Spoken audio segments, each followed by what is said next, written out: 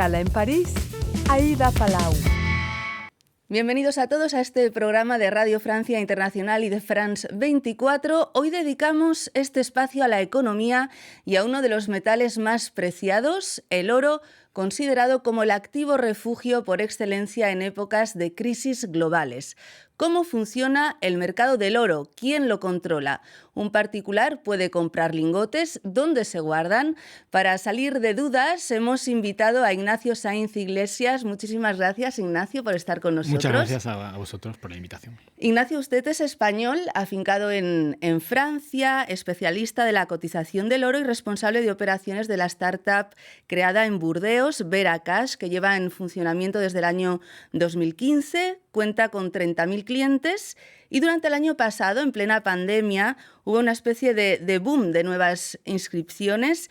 Mucha gente tenía miedo de que se repitiera la crisis desatada por las subprimes en 2008 y empezó a comprar oro. Puede ser, efectivamente. Nosotros triplicamos, incluso cuadruplicamos en los meses de marzo a abril el número de clientes nuevos que se inscribían, seguramente buscando una solución, una alternativa, un poco de ahorro y pensaron en el oro como solución.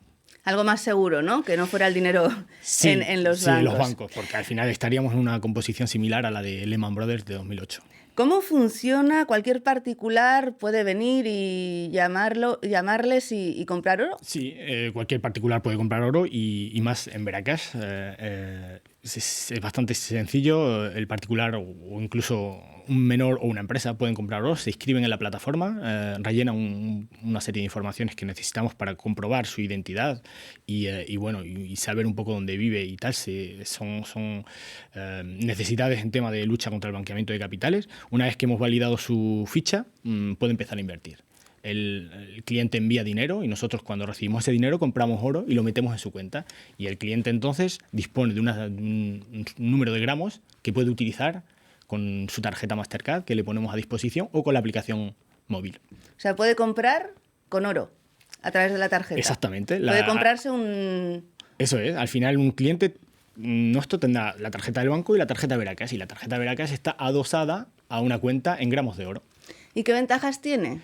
Bueno, el oro tiene ventajas históricas y bueno, algunas de las ventajas son que el valor intrínseco que tiene siempre va a ser reconocido, siempre vale algo, el peso de algo. Hoy en día una moneda de €1, si tuviéramos que valorizarla al peso del metal que lleva dentro, no valdría gran cosa. Entonces, el valor intrínseco es una de las ventajas principales. Luego es reconocido en todo el mundo, es un valor refugio, como tú decías. Entonces, normalmente cuando en épocas de crecimiento económico complicado, el oro tiende a subir. ¿Y dónde se guarda? Esto siempre me lo he preguntado. ¿Se guarda en bancos o hay, no sé, como una especie de almacén, de alta seguridad? Bueno, nosotros en Veracash lo tenemos guardado en el puerto franco de Ginebra, en Suiza. No porque sea Suiza, sino porque es uno de los lugares más seguros del mundo. Y sobre todo desaconsejamos a los particulares tenerlo en casa, se puede robar, las pólizas de seguro no lo cubren, entonces es complicado. ¿Hay gente que lo guarda debajo del colchón? Sí, nosotros tuvimos algún episodio complicado con algún cliente que se lo quiso mandar a casa, lo enterró en el jardín y bueno. No se aconseja hacer eso, ¿no? No, absolutamente. Bueno, pregunta, ¿quién tiene las mayores reservas de oro en el mundo? Supongo que son los estados. Efectivamente, son los estados. Bueno, el líder indiscutible es Estados Unidos y luego en el top 10 tenemos las potencias que nos podemos imaginar, Francia, Alemania, China, bueno. Y entre ellos están también dos organismos como son el Fondo Monetario Internacional y el Banco Central Europeo. Y luego ya hay otra serie de entidades privadas que gestionan fondos, que gestionan ETFs, el oro papel. ¿Y hay particulares que tienen muchísimo oro? Seguramente, pero no se conocen con certeza, pues entre otras cosas porque al final cada uno es un poco se guarda de sus inversiones y tampoco va a decir públicamente que tiene un montón de oro en su casa o en algún sitio. Pero hay que tener en cuenta que el oro del que estamos hablando hasta ahora es oro de inversión, que es un oro con unas especificidades muy precisas. Y el oro de inversión es simplemente el 20% de todo el oro que se ha extraído de la Tierra, unas 200.000 toneladas por redondear. Hay que darse cuenta que países como India o algunas familias familias reales del Golfo Pérsico tienen mucho oro en forma de joyas. El 50% del oro extraído de la Tierra está en forma de joyas. ¿Y se sigue extrayendo oro? Se sigue extrayendo oro. Los países más productores son Estados Unidos, Rusia, China y quizás de cerquita deben estar Australia y Canadá. Y se extraen unas 3.500 toneladas al año desde hace 10 años. Bueno, vamos a ver un poco la evolución del mercado del oro. Una onza de oro equivale a unos 30 gramos y se llegó a cotizar a mediados del 2020 a $2.000 en plena pandemia, casi un máximo histórico, y luego bajó en septiembre. ¿Qué pasó en estas últimas semanas para que bajara el precio del oro? Efectivamente, la onza Troy es la medida más utilizada en el oro, son 31,1 gramos. El oro suele marcar picos históricos en momentos puntuales, como pasó más avanzada la crisis de las subprimes, ha pasado ahora en 2020-2021 con el tema de la pandemia. Ahora en septiembre ha habido un evento relacionado con el gigante chino de la inmobiliaria Evergrande. Y esto seguramente es lo que ha hecho que el mercado esté inestable, porque la gente se está imaginando que puede tener un cierto riesgo sistémico, un riesgo que podría causar problemas en todo el sistema financiero, y es un poco lo que puede hacer que el oro esté bajando en estos momentos. ¿Y quién fija el precio del oro? Están los bancos de lingotes, ¿no? Que no sé si tienen que ver, o sea, al 100% en ese precio o está... Hoy en día hay dos precios que se utilizan en el oro, en el mercado del oro. El primero es el fixing, que es un precio que se fija 2 veces en Londres, es un poco el organismo de referencia del oro, LBMA. Y luego hay otro precio que es el spot. El fixing es muy utilizado en el mercado para los grandes actores y el spot es más utilizado en el día a día. El spot es un precio que se va recuperando de las bolsas de los diferentes países que van abriendo y cerrando. Entonces tiene un curso que va prácticamente desde el domingo por la noche hasta el viernes por la noche, y al final el precio lo marca el volumen que se intercambia en esos mercados de oro físico y atención, de oro papel también. Actualmente se cotiza, hemos visto, a unos $1.754, pero parece que hay una especie de repunte. ¿Podríamos hablar de que vuelve la fiebre del oro? Bueno, el tema de la fiebre del oro, al final, el oro siempre vuelve cuando hay un problema, una tensión geopolítica, cuando hay un problema de incertidumbre, un problema como la pandemia, como un cierre gordo, como el Lehman Brothers o Evergrande. Entonces no podemos hablar para mí de una fiebre en particular. Al final son episodios febriles que yo les llamo, que van en función un poco de la situación y del contexto internacional. A pesar de eso, es seguro invertir en oro, a pesar de que haya bajadas y subidas. Es bastante fiable, digamos, porque no tiene la volatilidad que pueden tener, por ejemplo, las criptomonedas como el Bitcoin. Entonces, al final es un valor refugio conocido. Bueno, hay una fecha que va a ser muy importante, es el 1 de enero de 2023. Es una fecha clave para el mercado del oro porque entra en vigor en Reino Unido el Acuerdo de Basilea III, que va a impactar directamente en el funcionamiento de los bancos de lingotes, porque además es en Londres, ¿no?, donde se concentran la mayoría. ¿Qué va a pasar exactamente en esa fecha? Bueno, el tercer acuerdo de Basilea no viene a suplir los anteriores acuerdos de Basilea, sino a complementarlo. Se suponía que iba a ser en enero de 2022, se ha vuelto a retrasar la fecha por una cuestión justamente de la pandemia. Son una serie de reformas financieras cuyo objetivo es justamente evitar que haya problemas como el que hubo en 2008-2009 con Lehman Brothers. Entonces, van a obligar a los bancos a mantener una reserva de oro físico mayor que a la que están obligados hoy.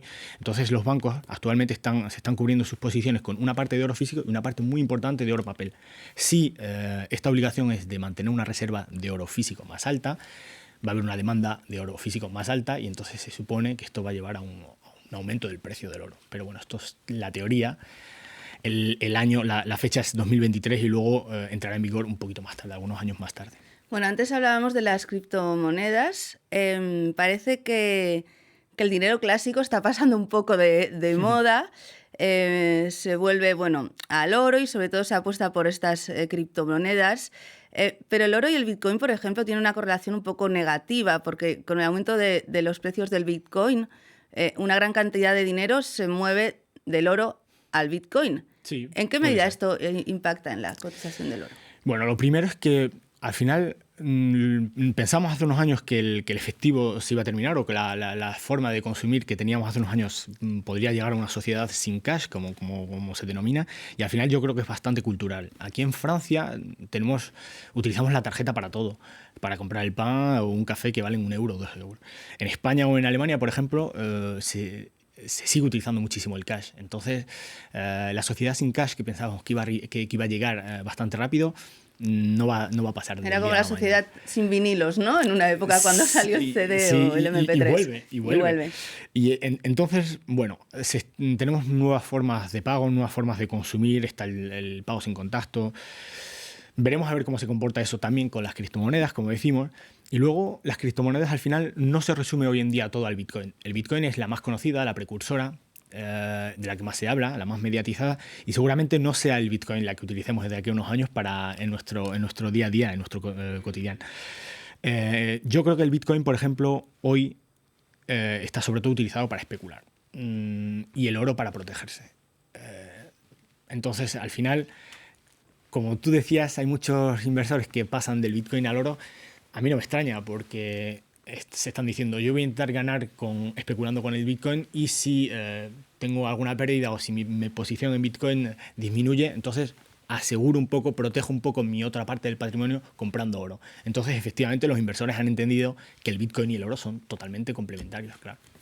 Y le quería preguntar, bueno, los bancos clásicos a veces se ven amenazados, ¿no? Por las criptomonedas, o también tal vez por la empresa, ¿no? Veracas, de gente que puede comprar oro y utilizar tarjeta y pagar en oro. ¿Cómo se han tomado los bancos de Burdeos? Bueno, al final, como nosotros no tenemos una agencia en Burdeos, puede ser los bancos, que hablemos de los bancos de Burdeos o de Francia, es casi igual. Son muy reticentes a mandar dinero a empresas, a mandar dinero que los clientes le piden, su dinero de los clientes, a empresas como nosotros, o incluso han llegado a bloquear las tarjetas de los clientes que quieren comprar oro en Veracas o que quieren comprar criptomonedas. Seguramente sea porque, bueno, al final es la competencia, y luego creo que hoy en día se ve un poco a la criptomoneda o incluso al oro, que es algo muy, muy antiguo. Se le ve como algo un poco oscuro, con menos medidas de lucha contra el blanqueamiento de capitales y el fraude. Y la realidad es que nosotros tomamos las mismas medidas que los bancos. Bueno, pues muchísimas gracias, Ignacio Sainz Iglesias, responsable de operaciones de Veracas y especialista en la cotización del oro, por todas estas aclaraciones, y mucha suerte. Ha sido un placer, muchas gracias a vosotros. Y muchas gracias a todos ustedes por habernos acompañado. Ya saben que nos pueden seguir en internet en rfimundo.com y en france24.com. Hasta pronto, amigos.